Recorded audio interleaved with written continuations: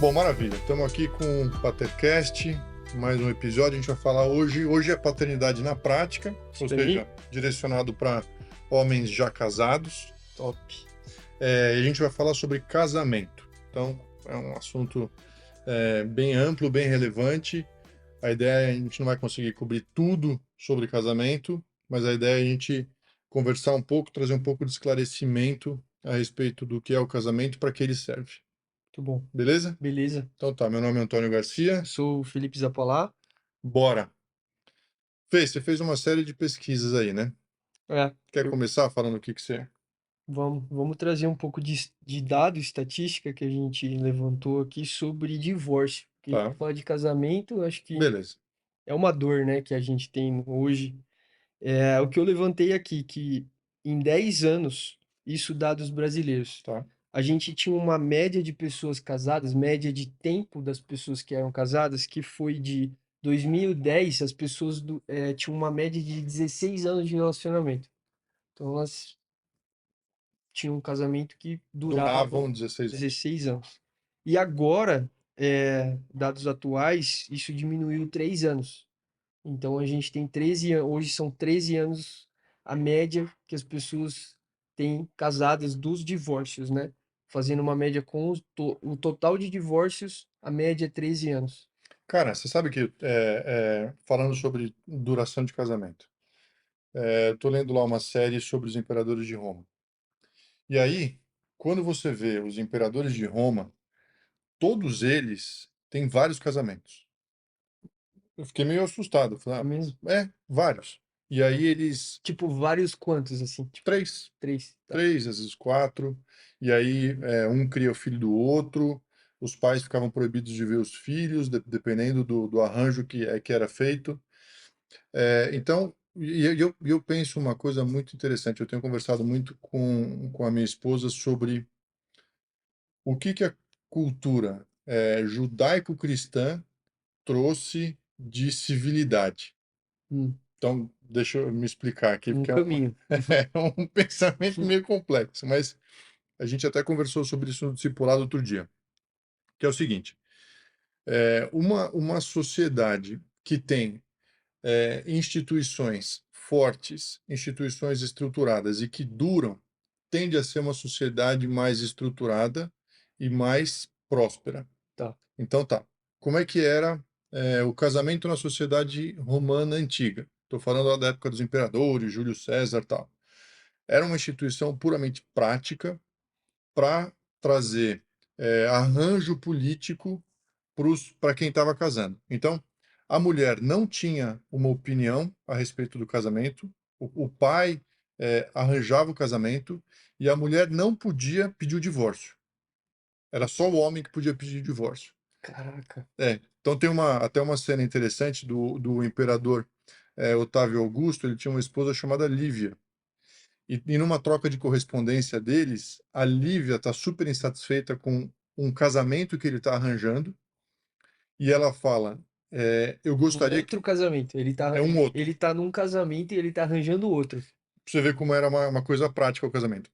Ele está casado, dele está arrumando o casamento de um sobrinho dele com a filha dele. Ah, Tá. A esposa, que não é mãe dessa menina, porque é de um casamento anterior dele, está insatisfeita porque ela não queria que ele casasse aquele sobrinho com essa moça. Então, o sobrinho chamava Marcelo, a filha dele chamava Júlia, é o imperador Otávio, a esposa chamava Lívia. E na troca de correspondência, a Lívia fala para o imperador Otávio: eu não gostaria que isso acontecesse, eu estou insatisfeita, eu quero que você peça o divórcio. nossa. Então, ela não consegue pedir divórcio, precisa ser é, uma iniciativa dele. Só que essa própria correspondência já mostra um pouco o que era o casamento. Hum, Casamento era simplesmente uma questão de interesses. Não importava se havia amor entre eles. Nesse caso específico, o imperador Otávio ele casa a filha com esse sobrinho dele chamado Marcelo. hum. No final, esse rapaz Marcelo morre e aí o imperador casa a filha com o principal general dele que era chamado Agripa. Então, foi um outro casamento de interesse e na autobiografia do imperador Otaviano, Otávio Augusto, ele fala que a filha dele, Júlia, ao se casar com esse general chamado Agripa, ela nem reclama, porque ela entende que ela não teria como fazer nada. Então Nossa, ela casa com um homem, sei lá, 20 anos, 30 anos mais velho, mas ela fica feliz com o casamento porque é, na época e na confluência, nas circunstâncias da época, era um bom casamento. qual século a gente tá falando? Século I depois de Cristo. Caramba, próximo, né? De... Século I. Uhum. Só que, ao mesmo tempo, quando a gente vê os relatos judaicos, é sempre um único casamento, a menos que haja morte ou que haja adultério. Então tem um clash de culturas. A cultura judaico não é judaico-cristã ainda, vamos dizer assim, mas a cultura judaica traz um casamento que dura para a vida inteira. Tá. E o divórcio é proibido. E a cultura romana traz um casamento 100% de interesse e que dura o quanto o interesse dura. Aí quando você vai, eu estava olhando, deixa eu ver quem são os imperadores, tal. É uma salada de hereditariedade. Nossa, Eles vêm de tudo que é lado certo. e eles se cruzam, entendeu? Fica estranho. E o que gera para a sociedade é uma, como falar, uma pouca solidez, fica meio maleável as relações familiares. O que você vê na cultura judaica, uma estrutura baseada no casamento e que permanece na cultura romana, talvez isso tenha esfacelado a própria sociedade, entendeu? Nossa, Louco isso, né? explica muita coisa, né?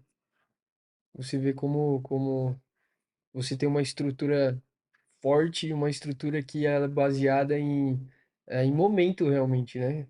Quando você traz a questão por interesse, você não tem uma estrutura forte que possa prevalecer ao longo do tempo, né?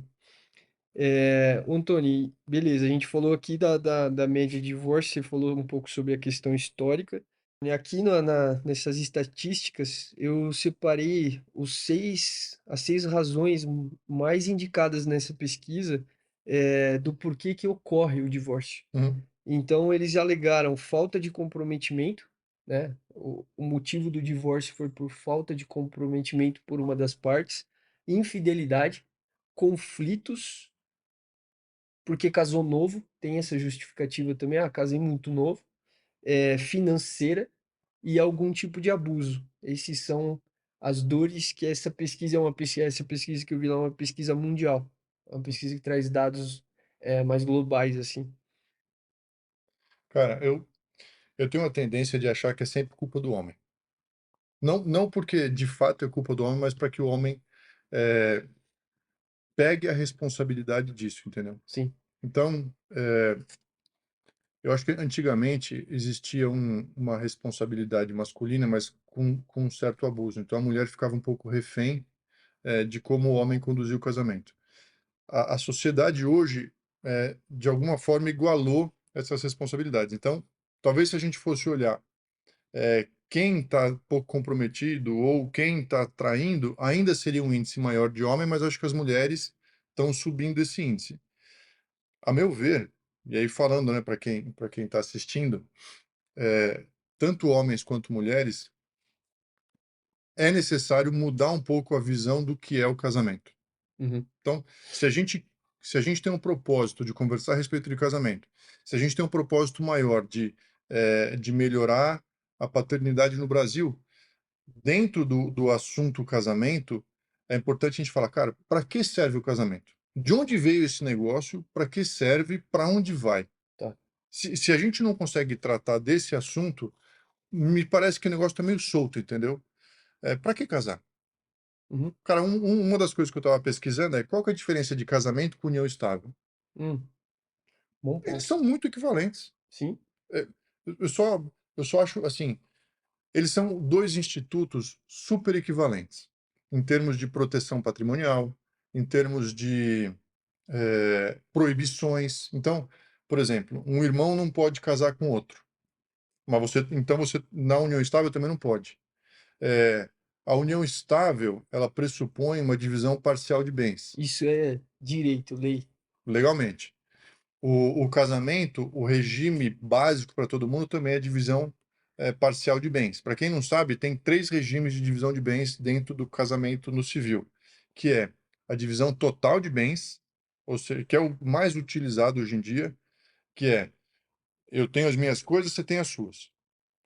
Aí tem a divisão parcial, que é o regime legal, se você não faz nenhuma escolha direcionada, o que vai funcionar é o regime parcial de bens. Tudo que foi adquirido depois do casamento é dos dois, é separado. E aí tem o que antigamente se usava, meus pais eram assim, é a comunhão total de bens. Antes e depois. O que eu estou trazendo, o que você está trazendo, a gente está juntando tudo. Ó, Que é incrível. uhum. Porque assim, a gente está juntando tudo para a vida inteira. Eu não vou reservar nada para mim.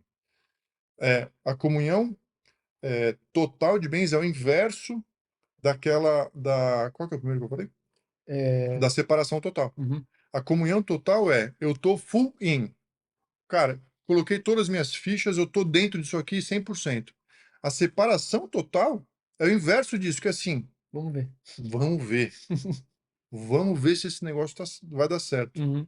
Só que é, em geral, esse vamos ver, infelizmente, parte do homem.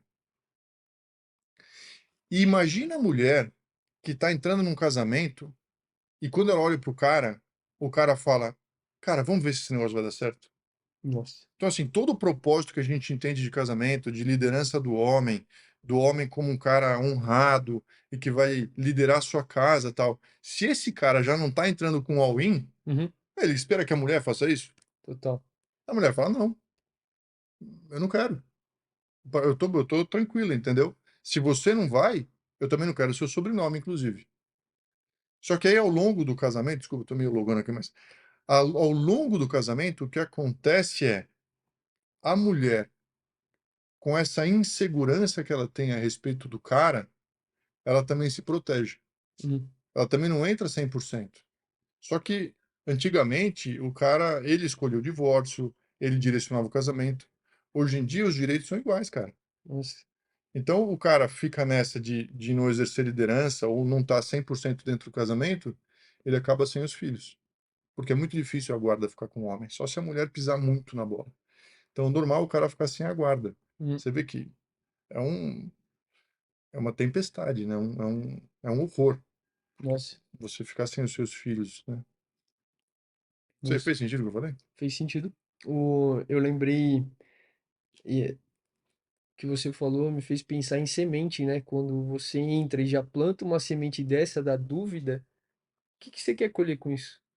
Eu lembrei de um filme, um filme ou um seriado que eu assisti de comédia, onde duas pessoas estavam apaixonadas, iam se casar. O cara tinha comportamentos que assim, bebia, gostava de jogar, tinha uma vida ativa, sexualmente com mulheres. A mulher da mesma forma. E quando eles foram casar, os dois chamaram um advogado e fizeram uma pilha de documentos pré-nupciais, assim, de tipo, ó, Sim, o eu acordo. caso com você se você assinar isso daqui. E aí, tipo assim, vira até uma comédia ali né? É engraçado, mas eles chegam na conclusão de, caramba, se eu preciso de tudo isso daqui para casar com você, significa que eu não confio em você, Lógico. né? Então eles até acabam não casando, mas eh, fica também, eu acho que o pensamento sobre esse ponto, né? Do onde você quer chegar se você já, tipo, vamos ver, o que que é vamos ver para dentro de Outro dia uma minha filha relação? me contou uma história de um amigo dela que ele namorava uma moça e aí eles moravam juntos, tipo, há anos. E aí a menina, ela sempre queria casar e o menino nunca quis casar e eles moravam juntos. Uhum, Beleza. Aí teve uma hora que ela falava: "Não, vamos casar". Daí ele falava: "Não, para que isso? É só um papel, tanto faz, tal". Uma hora ela apertou, falou: Agora, ou a gente casa ou acaba", e o cara resolveu acabar. Então, assim, inicialmente era uma coisa que não tinha importância para nenhum dos dois, uhum, né? Vamos morar junto, tal. Ao longo do tempo, a menina falou: "Cara, eu preciso dessa formalização. Eu preciso disso, é importante para mim". De alguma forma isso fazia sentido para ela. E o cara que ao longo do tempo, desqualificou aquele instituto, quando chegou junto, ele falou assim: "Não, a verdade não é que eu não acho ele importante. A verdade é que eu acho ele tão importante que eu não quero fazer ele com você". Meu Deus. Não é isso? Ó, Porque se tanto faz, por que que ele não casou de uma ó, vez? caraca, pesado. É, porque a razão ela fica escondida. "Não, deixa pra lá, não precisa casar, tanto faz. Não, é só um papel". Então, se é só um papel, sabe, você já me deu o próprio motivo, satisfaz se é a minha necessidade, então, para você tanto faz, casa. "Não, não quero". "Mas por quê?". "Ah, por que não?". "Ah, então para você também é importante". Então, assim, imagina como e aí o que acontece, esse casal específico, se eu não me engano, o cara queria ter filho. Hum. Aí a menina falou: "Não". Se você não quer ter um compromisso de casar comigo, como é que você quer que eu carregue um filho teu? Você não tem compromisso comigo. Eu não vou me colocar nessa situação, porque o que comumente acontece é, aí o cara vai embora e a mulher fica com o filho. E aí tem que criar sozinha. Doidos. Falando assim parece tão óbvio, né? Parece que as pessoas não pensam É, mas a gente tem que nessa pensar em coisa. por que que será que está acontecendo isso? Sim, O que que será que aconteceu com o casamento que ele ficou tão descredibilizado, mas ao mesmo tempo a gente tem dentro da gente esse sentimento tão forte a respeito da importância dele, sabe? é verdade. Ficou uma batalha, né? Do que é a realidade prática, talvez, ali, que a gente está sendo doutrinado nos últimos anos, na nossa geração, e o que realmente ele é, né? É, o que aconteceu, pelo que a gente pode ver, é que teve uma destruição do instituto. A gente não precisa nem entrar no porquê, tal, das ideologias, tal, de ataque à cultura, mas que teve uma destruição do instituto do casamento, teve. E qual será que foi a consequência da destruição? Será que foi benéfica para a sociedade? Ou será que diluiu, a sociedade de tal forma que as pessoas ficaram perdidas? É verdade. E aí você vê tanta gente sem pai, tanta gente sem mãe, casamentos uma salada dentro das famílias, filho que vem daqui, filho que vem dali. Não dá para a gente condenar, porque já aconteceu, mas é o ideal, será? Ou será que o ideal eram pessoas que enfrentam as necessidades, as dificuldades, e levam uma família até o final, sabe? Nisso, qual que é a visão com relação, a gente falou da família judaico-cristã, qual que é a visão que isso representa? Para a gente começar a entender um pouco do porquê. Porque se a gente olha historicamente, a gente já vê uma diferença grande em responsabilidade perante o casamento entre as culturas, né? O que que o judaísmo, o cristianismo traz de... O que que eu acho, cara? Que dá para verificar? O casamento judaico, ele também tinha bastante interesse envolvido. Eu acho que era um interesse um pouco mais hereditário, ou seja, de manter uma raiz do que patrimonial, mas também tinha um interesse. Então, os casamentos também eram arranjados até século XIX, os Uhum. casamentos eram arranjados. Beleza. Veio uma humanização muito grande para o casamento, que eu não acho ruim. Eu acho que a mulher precisa escolher com quem ela vai estar. É, essa a sensação que me dá é que o negócio estava para esse lado e aí, ao invés de parar no meio, ele passou direto e foi para o outro lado, sabe? Uhum. Então, ao invés de se equilibrar, o conceito, o instituto do casamento, ele foi para um lado onde ele foi totalmente desqualificado. E eu acho que, então, veio daqui, foi para lá e a gente está voltando. Então, agora a volta é, cara, case com quem você quiser. Hum, Então, ninguém precisa definir com quem você vai casar. Não existe mais isso. tá.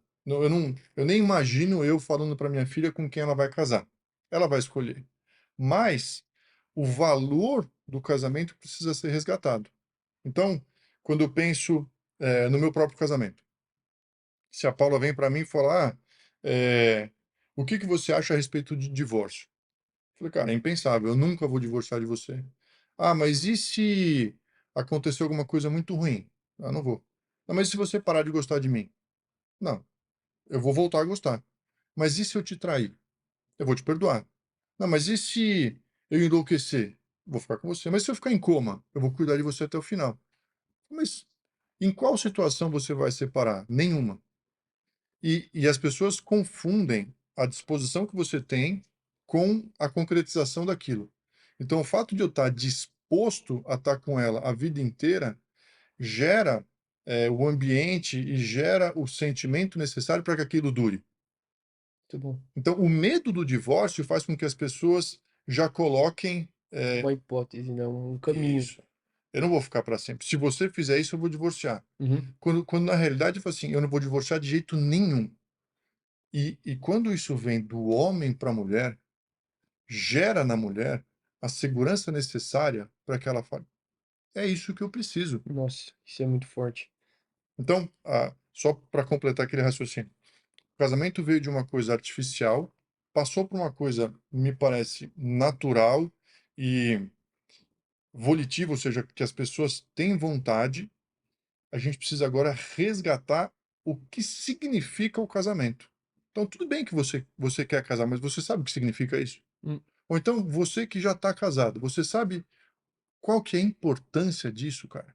Que diferença faz para uma sociedade, para um indivíduo, para o próprio casal, quando você trata o casamento com, a relevância que ele tem, sabe? muito bom. Não sei, o que que significa o casamento para você? Caraca, o que passa na minha cabeça muito forte é a aliança, né?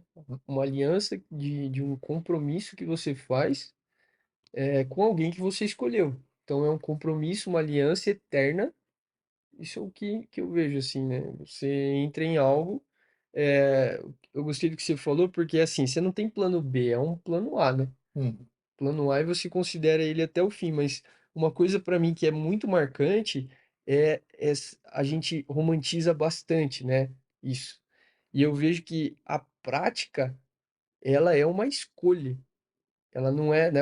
Principalmente o homem, se a gente for pensar que eu preciso estar envolvido com sentimento a todo tempo, tá. você vai desanimar, porque cara, o casamento ele é levado por uma montanha russa de emoções. E se a gente fica preso às emoções, é super instável. Então, assim, é uma escolha realmente. Você escolhe todos os dias estar convicto com o plano A.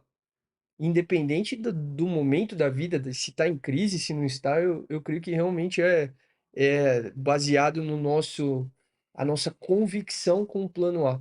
Porque eu lembro que de uma ideia que eu tive, quando a gente foi casar, e eu creio que isso foi um insight realmente, de ver um túnel. Você tem um túnel e você está segurando na mão da pessoa que está do teu lado, e você lá na frente você está vendo uma luz no final do túnel, que talvez seja a nossa caminhada. Agora imagina que você tem muitas portas abertas no meio desse túnel. Você vai, de alguma forma, você vai ficar atento àquelas portas, quando Uhum. você considera essas portas, né? Você Hum, vai, e agora? Será que esse é o caminho? Será que tem uma saída por aqui? Será que tem outra por ali? E naquilo você está segurando a mão dessa pessoa e de repente a pessoa também pode estar olhando para outra porta que você está olhando para o lado direito, ela está olhando para o lado esquerdo, né? Então, se a gente considera essas portas, eu creio que é muito perigoso. E se a gente considera que não existe, que esse túnel ele por mais que ele te leve por lugares difíceis, ele é um lugar único que essa luz que a gente está vendo lá na frente, você vai caminhar até o final com essa pessoa. E se a pessoa tem esse compromisso junto, eu creio que é algo que me ajudou muito e me ajuda muito ter essa visão sobre o que é o casamento. Não sei se faz sentido. caraca, achei incrível esse negócio. Muito bom. Porque as portas vão estar lá, É, não tem como. Nossa, a imagem é muito boa, 2 pessoas caminhando de mão dada, as portas enfileiradas dos 2 lados do túnel. sim, Se cada uma tá olhando para as portas, primeiro que elas não estão se olhando, né. verdade. Meu, e você fica considerando a porta do lado de lá e a outra do lado de lá, meu, quando você vê, soltou a mão já. Cara, é incrível essa imagem, eu nunca tinha visto isso, muito legal. Que legal, né? Agora, se os 2 estão olhando para frente, cara, Hum, ou seja, o ponto nunca é tirar a tentação, porque ela sempre vai estar. A gente não consegue tirar a tentação. O ponto é o quanto você vai dar atenção para aquilo, o quanto você está procurando aquilo. Sabe que na Bíblia diz que você não vence a tentação, você foge da tentação. uhum, Então você vai ter lutas, beleza. Agora, a tentação, você não deve. enfrentar para vencer aquilo. Você precisa fugir daquilo. Então, se você está dentro dessa imagem de mão dada com o seu cônjuge e olhando para frente, ou olhando para ele, para frente, para ele, para frente, para as crianças, para frente, cara, esquece essas portas, entendeu? Elas vão estar lá. É verdade. Eu me lembro quando, uma época eu trabalhei num banco e um dia, cara, o ambiente de banco era um ambiente bem assanhado, para Hum. dizer o mínimo, né? Uhum. E aí um dia veio uma moça conversar, eu tinha acabado de entrar no banco, veio uma moça conversar comigo e fazer um gracejo. E aí eu lembro que eu olhei para ela, ela tinha falado, porque você parece, acho que na época era o príncipe de Mônaco, sei lá. É, porque é um cara alto e meio careca, né? Aí, acho que era isso. Daí, ou da Espanha, que atualmente é o rei. Aí eu falei, nossa, é bom você ter mencionado isso, porque a minha esposa casou com um modelo de vestido igual da que casou a esposa desse cara. Sacada rápida. Corte rápido. Total. Meu, a menina se ligou, Hã. parou, entendeu, nunca mais, cara. Ó, Nunca mais ninguém tentou nada comigo. E não é que eu não fui mal educado, nada, mas eu, de uma forma muito gentil, sutil e educada, eu falei assim: eu não tô para esse jogo, entendeu? sim. Você nem adianta abrir as portas para mim. Mas eu tenho certeza que se eu tivesse aceitado o gracejo, Uhum. feito uma piadinha de volta, cara, Cultivaria algo. começa assim, Uhum. aí é um happy hour, uma coisinha, um almoço, porque você está longe de casa. É verdade. Você está aberto para aquela situação, entendeu? Uhum. Então, gostei muito dessa imagem. Eu nunca tinha pensado nela. Eu vejo que essa imagem ela influencia as pessoas, porque se a gente tá andando nesse túnel e ainda assim a gente escolhe amigos, pessoas que estão casadas também, e essas pessoas estão olhando para as portas, de repente você pode se perder na porta junto com alguma pessoa que você confia muito também. Então eu vejo que Cara, é um bom raciocínio para a gente fazer, de entender. E eu creio que assim, o homem tem, o que você falou faz muito sentido. O homem ele tem a responsabilidade de estar segurando forte na mão da mulher, talvez nesse, nessa cena, e puxando assim, sem violência, sem nada, mas realmente liderando ali esse ponto, né? De você estar olhando ali, é para lá que a gente vai. eu tenho a sensação que quem tem a tendência de ficar olhando para o lado é o homem. Não sei por quê, mas eu, eu, É, eu, pode crer. eu tenho a sensação que a mulher ela sempre entra para valer, entendeu? Hum, É claro que é não, verdade. não dá para generalizar, né? Mas, na média, eu acho que as mulheres estão lá para valer, entendeu? E que os homens ficam meio. Hum, Cara, você casou. Assim, seja homem para honrar aquele compromisso, entendeu? Uma vez eu estava conversando com, com dois caras, e aí eu era casado já, os dois caras não eram casados. Um deles traía a namorada. E aí a gente estava conversando sobre caráter, sobre ser confiável. Daí eu falei pro cara, bicho, eu acho que você não é confiável. Ele falou, você tá louco, Antônio? Por quê? Eu nunca te trairia, nada. Daí eu falei, cara, mas você trai a sua namorada. Você não gosta dela? Não gosto muito. Você não quer casar com ela? Quero casar com ela. Eu falei, bicho, mas se você engana ela, que é a mulher com quem você vai casar, hum, por que que você não me enganaria? Ele falou, é diferente. Eu falei, mas é aí que tá o problema. Você não está entendendo o que que é esse compromisso que você vai ter com ela.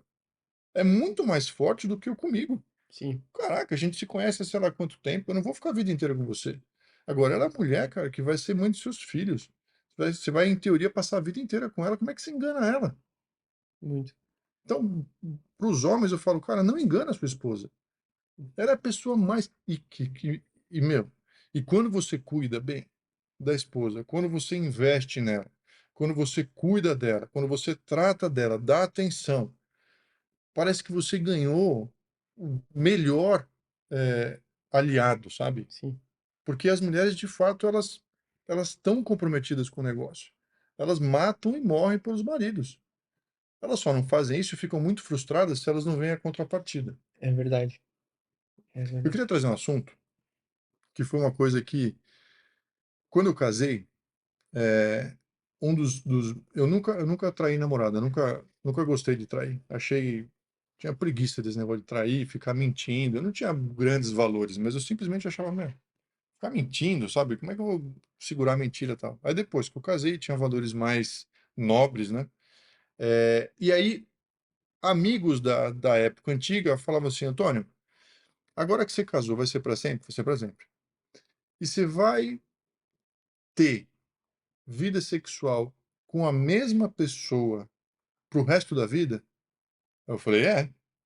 Ele falou: "E como é que vai ser isso?". Eu falei: "Não sei", porque estava casando, né. Falei: "Não sei como é que vai ser, eu vou ter que ser honesto, não sei".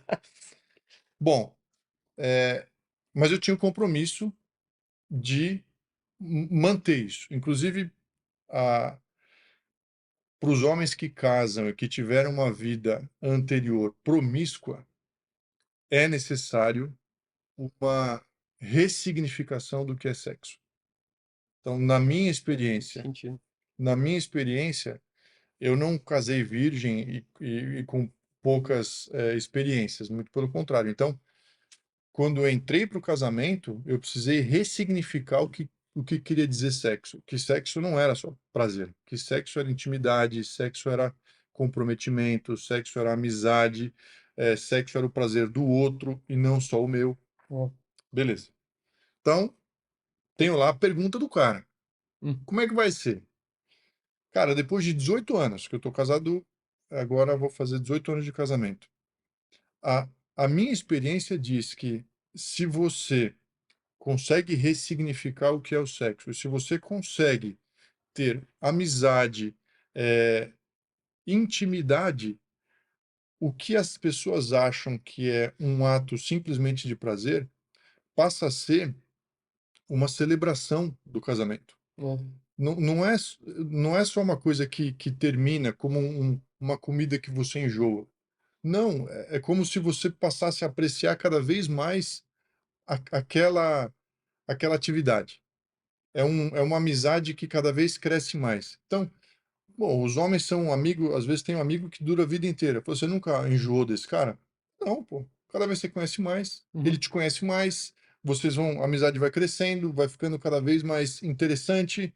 Meu, vocês têm uma história junto. Por que que seria diferente no casamento com a vida sexual? Hum, Não é para ser diferente. Então, na minha experiência, quanto mais você, investe nisso, eu sei que, meu, você é casado muito menos tempo que eu. sim. Quanto mais você investe nisso e você, de fato, trata com o zelo que tem que ser tratado, a recompensa que você tem é você ganhar uma experiência que só com o tempo ela pode existir. Bom. Então aquela frivolidade de você ter um parceiro a cada momento, cada hora você sai com uma menina, você nunca tem a oportunidade de experimentar o que que é ter uma intimidade real, cara, de décadas com uma pessoa. Muito bom. Cara, bom, É, não sei se para você tem conceitos que, né, que o sexo é a conexão das 2 pessoas, né.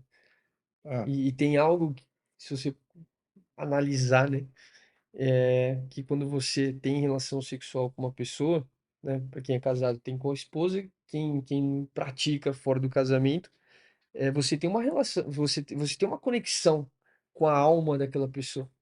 E isso tem um peso, né. É bem doido isso, você começa, é como se você trocasse algo com aquela pessoa nesse lugar. E às vezes a gente passa por coisas na vida e a gente não percebe que às vezes a gente está carregando algo do outro, uma marca do outro que fica em nós, né. sim, E uma coisa que eu lembrei, que eu acho que a gente está falando de parte prática, eu lembro de um conselho que eu recebi, que foi da minha pastora, que ela falou assim, não, a época de namoro, né, não vai embora sem, não vai embora um do outro, se de né, leve para casa, e tal, sem orar, sem oração. que legal. É, e ela explicou que a oração, quando você ora junto com o teu parceiro, você tem uma coisa que junta, sabe, tipo, algo que é além da explicação realmente, muito mais do que o beijo, muito mais do que, a parte sexual. A sexual a gente vai ter uma conexão, acho que de almas e tal, mas eu acho que a oração é algo quando você tem uma visão, quando você tem uma família e você tá ali cultivando, protegendo, você tem essa questão da oração juntos, eu acho que é algo que constrói uma relação espiritual realmente que ajuda talvez na figura do túnel, né, Uhum. a andar nisso. Cara, é muito legal isso que você falou, porque a oração, ela pressupõe que o casal tem uma mesma cosmovisão. Muito bom. O que que é cosmovisão? Cara, cosmovisão é o conjunto de valores e princípios que todo mundo tem, cada um tem a sua. Não existe uma cosmovisão igual a outra. Uhum, Não existe. Mas o conjunto de valores e princípios e a forma de ver o mundo que uma pessoa tem. Então, eh, se você e a sua esposa estão orando juntos, você já tem uma série de princípios e valores que são congruentes, ou seja, que concordam para que aquilo aconteça. Então, provavelmente as duas pessoas eh, entendem que creem em Deus, as duas pessoas entendem o poder da oração, as duas pessoas eh, devotam tempo juntos. Cara, é muita coisa junto, e esse é bom você falar de cosmovisão, porque dentro do casamento é importante que as duas pessoas cheguem a uma concordância com relação aonde elas querem chegar. Então, nesse caso, de novo, esse exemplo do túnel é maravilhoso. Cara, imagina um andando para frente e o outro andando para trás.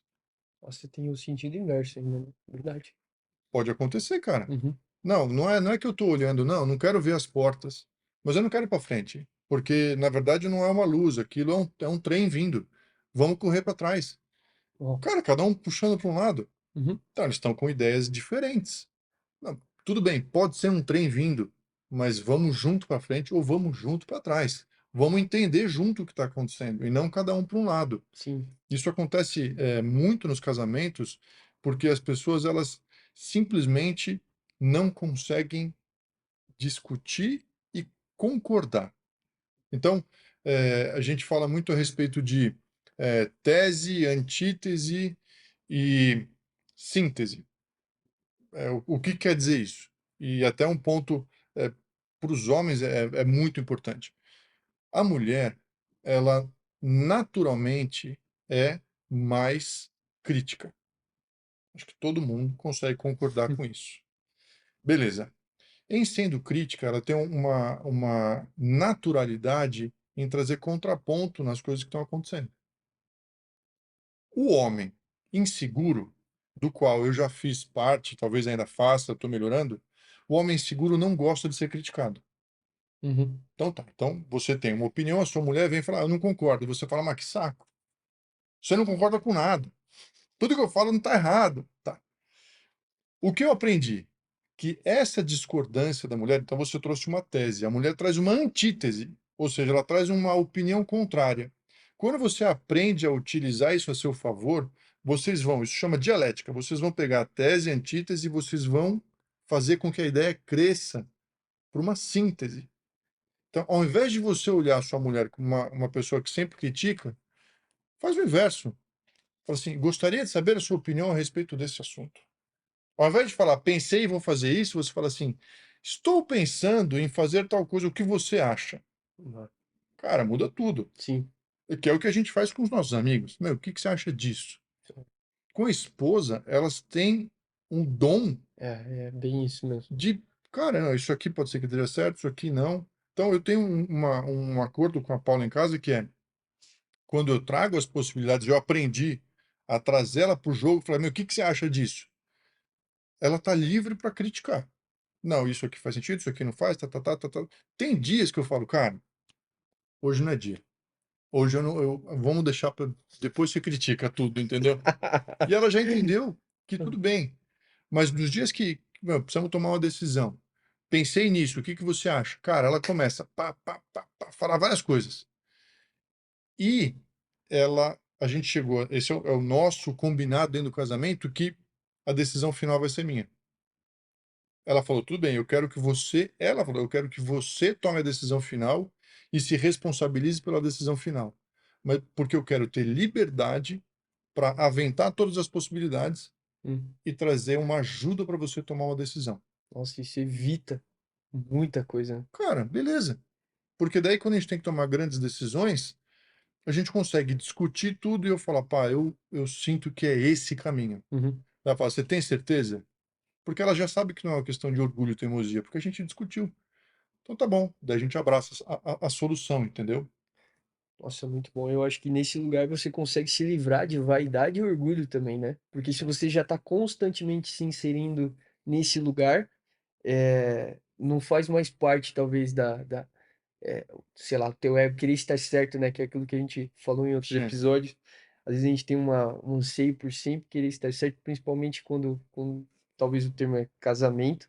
Acho que rola muito isso. Então você abrir mão disso te leva para um lugar onde quem vai colher é a família, não é só um lado ou outro lado, né?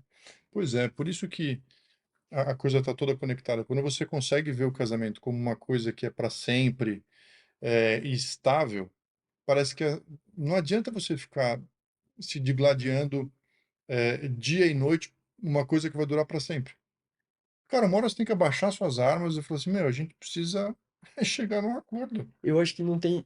Eu costumo fazer esse exercício, às vezes, conversando com amigos e até mesmo com a esposa, família, e em fazer um exercício do quanto, após o casamento, a tua esposa ou o teu marido conseguiu contribuir no teu crescimento. Hum, Eu gosto de fazer esse exercício. Se você olhar para trás e falar: Caraca, olha isso daqui, olha como eu era antes. legal. E o quanto a pessoa contribuiu, e ao mesmo tempo você fala: "Nossa, que gratidão que dá por ela ter contribuído comigo", e ao mesmo tempo te dá também um orgulho de você falar: "Nossa, eu consegui ajudar a minha esposa a crescer em certas questões", e você vê juntos o quanto isso faz sentido, o quanto isso contribui para a caminhada da família, para a caminhada daquilo que vocês estão conquistando, né. Cara, eu acho isso incrível. Então então não, inclusive, existe estatística falando a respeito da vida profissional do homem, que tem alguns saltos. Quando ele casa, costuma ter um salto. Hum, E quando ele vai tendo filhos, também. no Não sei por quê, mas acontece isso. Parece que o homem vai entrando no seu papel de homem e de maturidade, sabe? nossa, Cara, eu não sou mais um menino, porque agora eu sou um homem casado. Agora, de homem casado, agora eu sou pai, sabe? nossa. Minha cabeça bugou agora pensando numa coisa também.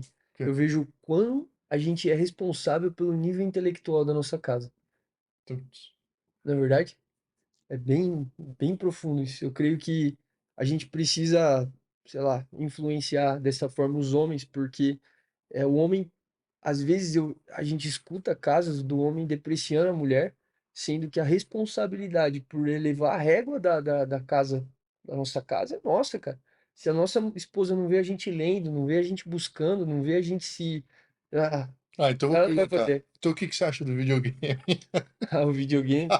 Do videogame. O videogame acho que entra na mesma coisa. Mas o que que você acha? O cara deve jogar videogame, não deve jogar videogame? Tem alguma opinião a respeito disso? Cara, como eu falei, a minha geração veio forte no videogame. Mas eu também joguei muito. É, É que era outro console, mas já tinha muito videogame. eu jogava bastante, cara. Sempre gostei tanto que eu tive que parar de jogar, porque era uma coisa que eu comecei a ponderar aquilo que eu deveria ou não deveria fazer. A gente falou disso em outro episódio também, né, sobre videogame. Não sei. Falou, eu falei do ócio de Aristóteles, que Aristóteles fala que o ócio é quando você está ocioso, Hum, é onde você deve trazer o cultivo da alma. tá bom. Bom, mas agora a gente tá falando para homens casados. Total. Acho que videogame é uma coisa que tem que tomar cuidado no casamento.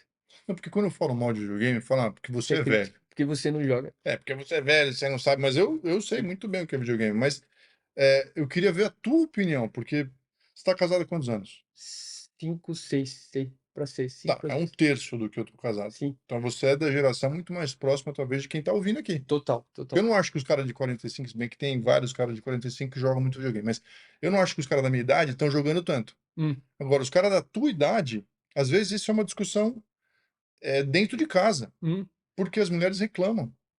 verdade. Mas o que que você acha? Pode jogar ou não pode? Cara, eu acho que como tudo, se você tiver um controle sobre aquilo, O controle. é o controle do videogame. Eu acho que eu pessoalmente tenho tomado cuidado no geral com tudo que pode dominar a gente, né? O vício. Acho que o vício é algo que a gente tem que tomar cuidado. Eh, Cara, eu indico, principalmente começo de casamento, a não jogar, porque você precisa construir esse lugar, a mulher precisa entender se você tá no, se você é que assim, cara, eu falo, eu gosto, gostava muito de jogar muito, e eu via que não era saudável, de você passar muito tempo jogando, Tá, então é isso. semanalmente, assim, você passa todo dia jogando videogame. Nossa, imagina, todo dia você joga você sai do trabalho 6 horas da tarde e você joga até meia-noite. Todo dia. Você para jantar, volta. O tempo que você investe jogando videogame, primeiro que você tá sozinho. Hum, Segundo que eu tô ligado, é que videogame não dá pra jogar um pouquinho. é, É, você joga de 2 horas pra cima. Terceiro é que é, é um tempo que você investe em você mesmo, porque você não isso. consegue trazer alguma coisa depois de ensino ou curiosa. Cara, é um passatempo que, que não agrega para a família como um todo. Sim. Eu não acho que, não, que tem que ser proibido, não é esse o ponto. Uhum. Mas tem que ser pouco, entendeu? Se É, você consegue jogar pouco, concordo. show. Acho que é a prioridade. Qual que é a prioridade? Você está investindo no teu intelecto, você está estudando outras coisas, você está contribuindo para, sei lá, aumentar é, tua, não aumentar tua família, é engraçado, né? Parece outra coisa. Mas No caso não tá, né? não Você tá. fica das 6 da meia-noite, você não tá em você. Mas eu acho que dependendo do nível do que o cara gosta de jogar, talvez ele tenha que passar um tempo sem jogar. Porque até você se controlar e saber o que é saudável na É, aplicação daquilo que você escolhe para fazer. Porque eu falo de um lugar onde eu gosto de jogar. Então, eu lembro que teve uma época que eu tive que. Eu doei meu videogame. é mesmo? É, eu fiquei 1 ano e meio, acho que, sem videogame. Porque eu via que era uma coisa que estava me prejudicando, propriamente dentro de casa, no sentido de, você lê um livro hoje, você fez, não fazia, porque você acaba Não, consome muito ficando, tempo, né? te consome total. E, cara, enquanto você estava falando, me veio uma imagem que o casamento, o relacionamento, e especificamente a esposa, pode ser comparado a uma planta, cara. Se você não cuida, não Hum, rega, não aduba, não dá atenção, ela morre, cara. E os caras, eles quando, quando a esposa morre, ou seja, ela já não tem paciência para você, não tem intimidade, ela não se sente cuidada, a resposta dela é de tornar, o casamento insuportável. hum, Ou ela, de fato, ela deprime, depende do temperamento. E aí você matou sua esposa porque ela deprimiu. hum, Ou eu já vi casos acontecendo de a mulher que vai para o alcoolismo e elas acham uma forma de endereçar aquela depressão, ou ela vem para cima e acaba. Então, o cara que chega em casa, a mulher já está com 5 pedras na mão e acaba com a sim, situação. E os homens, eles não conseguem entender, porque falam assim, mas eu não fiz nada. Eu falei, mas é esse o problema. Antes tivesse feito alguma coisa, entendeu? sim, Antes tivesse ativamente, proativamente investido. Não é, casamento não é igual a amizade, entendeu? uhum. Os homens acham que você casa e você vai ter uma amiga, porque amigo, a gente fica sem se falar 1 mês e quando encontra tá igual. É. Ou a gente joga videogame junto, né? Ou joga junto, mas sem se falar e, pô, você é mó É, truta. Com a mulher não é assim, entendeu? Ela precisa que você cultive é o verdade. relacionamento com ela. Pergunte, entenda, ouça, Uhum. e ouça, e ouça muito, porque elas precisam disso. Caso contrário, você não vai nem saber porque acabou o seu relacionamento. Porque também a mulher chega uma hora que ela fala, chega. Ela não conversa mais, ela não fala mais, ela te deleta. Ela se fecha, né? Ela pode não separar, mas ela separou na alma, entendeu? Muito bom.